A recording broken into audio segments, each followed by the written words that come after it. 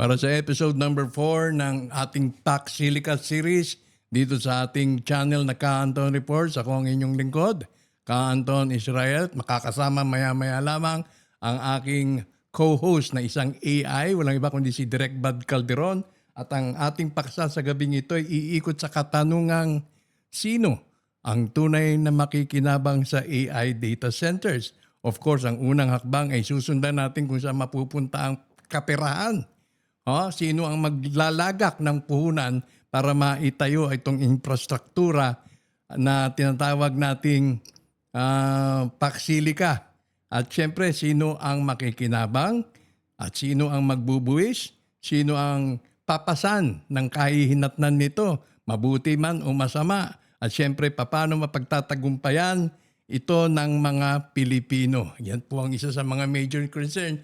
Dahil syempre, hindi naman tayo papayag na malagay sa alanganin at madiskumpyar ang mga Pilipino pagdating sa usaping ito. Syempre, dapat balance, patas at lubos na ito ay kapaki-pakinabang para sa mga Pilipino.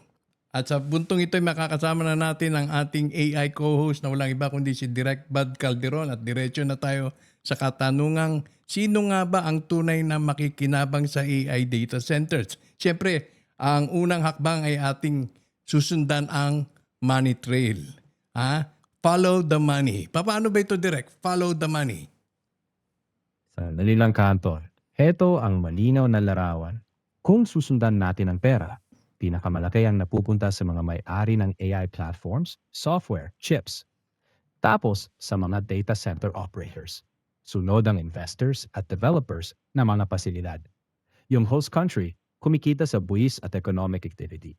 Mga local na negosyo at manggagawa, may trabaho at skills, pero hindi sila ang may pinakamalaking hiwa.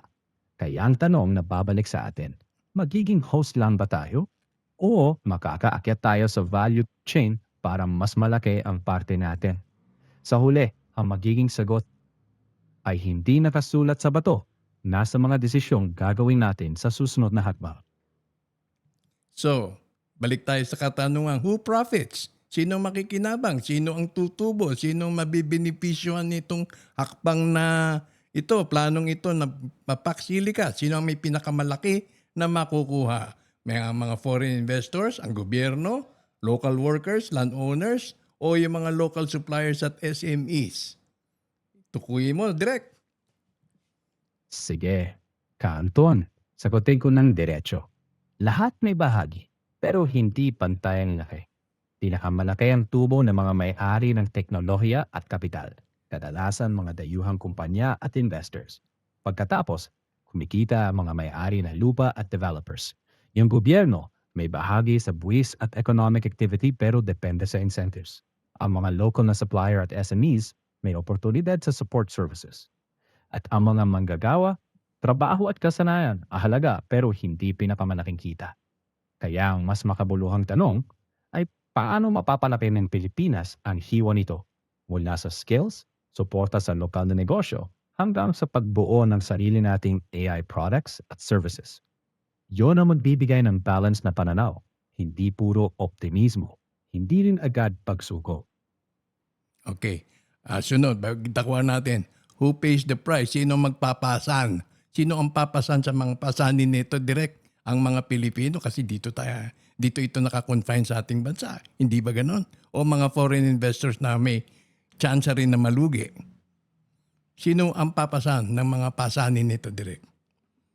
Who pays the price? Sandali. Magandang follow-up, Kanton. Ang maikling sagot, lahat may posibleng pasanin. Iba-iba lang ang bigat.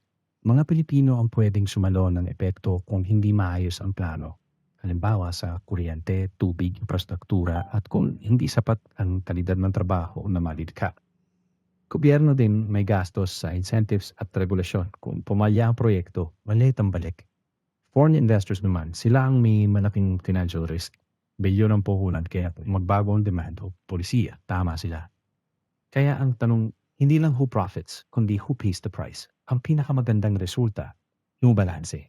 May kita ang pribado, may kalidad na trabaho at benepisyo sa mamamayan, at may pangmatagalang pag-unlad para sa bansa. Siyempre ang kalikasan ay magkakaroon din ng ah, fraction doon sa or share doon sa mga masasakripisyo o baka maperhisyo dito sa proyektong ito, no? Lalo na't may mga nagsasabi na baka raw magtayo pa ng mini nuclear plant para masustain yung energy requirement ng Pac Silica. Certainly. Magandang punto yan, Anton. Mahalagang ilagay sa tamang balanse. Mm. Totoo, ang kalikasan ay isa sa maaaring magbayad ng presyo kung hindi responsable ang plano. Mataas ang konsumo sa kuryente at sa ilang setup, pati tubig. Kaya kung walang malinaw na environmental safeguards, may epekto talaga. Tungkol naman sa mini-nuclear o tinatawag na small modular reactors, isa lang yan sa mga teknolohiyang pinag-aaralan sa iba't ibang bansa. Pero hindi ibig sabihin na automatic mangyayari yan. Malaking usapin yan, safety, regulasyon, at konsultasyon. Mas at mahalagang tanong ngayon ay, paano isasabay ang pag-unlad ng AI infrastructure at proteksyon sa kalikasan? Yan ang hamon. Hindi lang kumita, kundi umunlad ng hindi sinisira ang sarili nating tahanan. Okay, sunod. Nakuha natin ito. How can Filipinos win? Benepisyo ay hindi kusang darating. Kailangan niya tinatrabaho. At kailangan ng plano, kailangan ng aksyon. Invest in people. Yan, isang malaking usapin din yan. At sa capability ng mga workers. Empowerment, protection ng future, sustainable growth at smart partnership. Pakipaliwanag itong cycle na ito direct, please. Anton, maganda yan framing mo. Para manalo ang mga Pilipino sa Pac Silica, 5 haligi ang malinaw. Una, invest in people.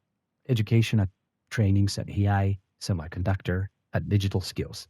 Ikalawa, capability building para sa workforce. Para hindi lang tayo tagasalo, kundi tagalikarin ng mataas na value na trabaho. Ikatlo, empowerment at protection. Patas na sahod, malinaw na standards, at safety nets para sa mga maapektuhan ng automation. Ikaapat, sustainable growth. Kuryente, tubig at kapaligiran na kayang tumagal. Ikalima, smart partnerships. Hindi kailangan tayo lahat ang gagawa.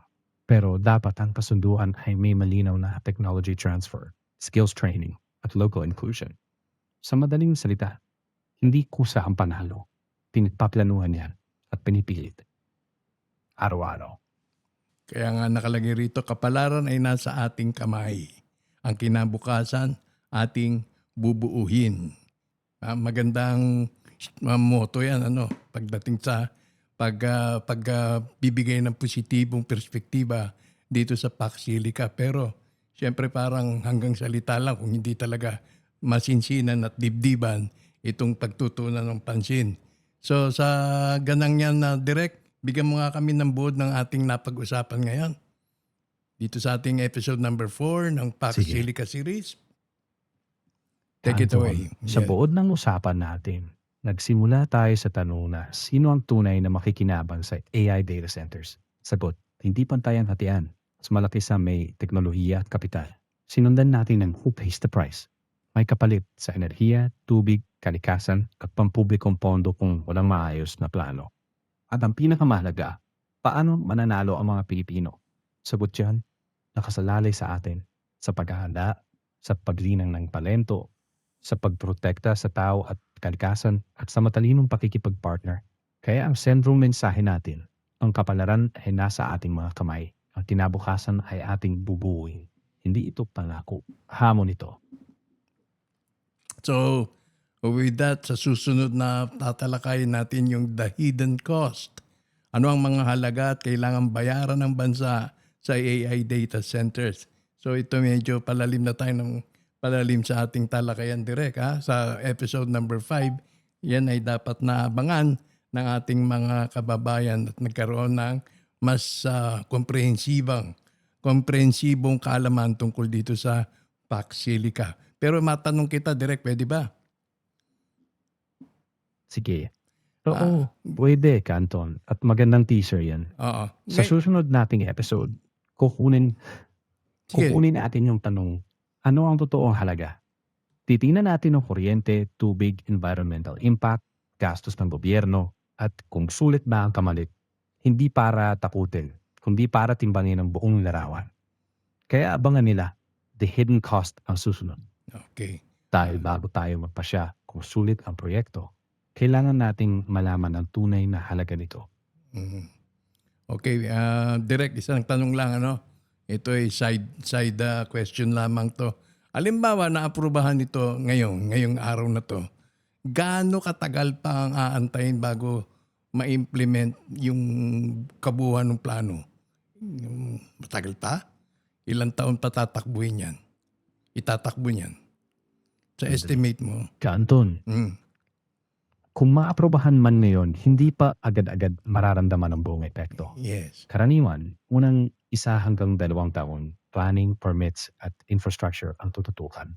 Sa loob ng 2 hanggang 5 taon, posibleng nagsisimula pa lang ang mga unang data centers at support industries. Ang malawakang epekto sa ekonomiya, kadalasan lumalabas sa 5 hanggang 10 taon. Depende sa consistency ng polisiya, infrastruktura at global demand. Sa madaling sabi, marathon ito, hindi sprint. At hindi ito matatapos sa isang administrasyon lang. Ang tunay na sukatan ng tagumpay ay kung mapapanatili ang direksyon at benepisyo para sa mga Pilipino sa loob ng susunod na 10 hanggang 20 taon. Yan ang hamon ng long game na bahagi ng Paxilga. So ibig sabihin, ultimo yung mga ordinaryong karpentero, not necessarily yung mga players nito mag-undergo ng panibagong training o bagong kalaman, kundi mga lumang kalaman ay maaari rin namang gamitin tungo doon sa pagpapagawa ng mga infrastruktura doon sa lugar na yan. Ano? Mga welders, yung Sandali. mga construction workers, siyempre, kakailanganin. Yung mga lumang teknolohiya, lumang Tama kaalaman. ka ito. Mhm. Tama at mahalagang punto yan. Hindi lahat ng trabaho ay high-tech agad. Sa unang yugto, malaki ang pangangailangan sa mga karpentero, welder, electrician, mason, at iba Yes. pang skilled workers. Mhm. Kaibahan lang, kailangang i-upgrade ang ilang kasanayan para pumasa sa mas mataas na safety at technical standards. Hindi nasasayang ang dating kaalaman.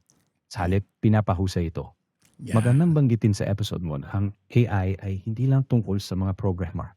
Maaari rin itong magbukas ng oportunidad para sa mas maraming manggagawa basta't suportado ng tamang training at protection. Okay. So, ayan, naabangan natin sa susunod na the hidden cost. Ano ang mga halaga na kailangang bayaran ng bansa sa AI data center? So, mga bansa ba ito o ng bansang Pilipinas lamang direct? Sandali. Para hindi magulo ang mensahe, mas maganda kung ituon muna natin sa Pilipinas. Lahat ng bansang papasok sa ganitong proyekto ay may kapalit na halaga. Pero ang tanong na mahalaga para sa atin ay, ano ang magiging halaga para sa bansang Pilipinas? Kaya sa episode 5, sabihin mo ng direkta, tututukan natin ang hidden cost para sa Pilipinas. Kuryente, tubig, kalikasan, infrastruktura at tax incentives. At kung sulit ba ang kapalit para sa pangmatagalang kinabukasan ng bansa. Mas malinaw yan para sa audience mo. Parting words, Sige. direct? Parting Maraming words? salamat, Ka Anton. Maraming salamat sa lahat ng nakinig. Sana ay nakatulong ang pag-uusap na ito para mas luminaw ang usapin. Kung may tanong o opinion kayo, isulat nyo lang. Baka yan ang maging simula ng susunod nating kwentuhan. Ako si Direk Bud Calderon at kasama ko si Ka Anton. Hanggang sa muling pakikita. Magandang gabi sa inyong lahat. Okay, very well said, direct. At ito ang inyong lingkod, sasabi ng good night hanggang sa susunod na video dito sa ating AI Interactive. Ako ay nagpapaalala, please like, share, and subscribe.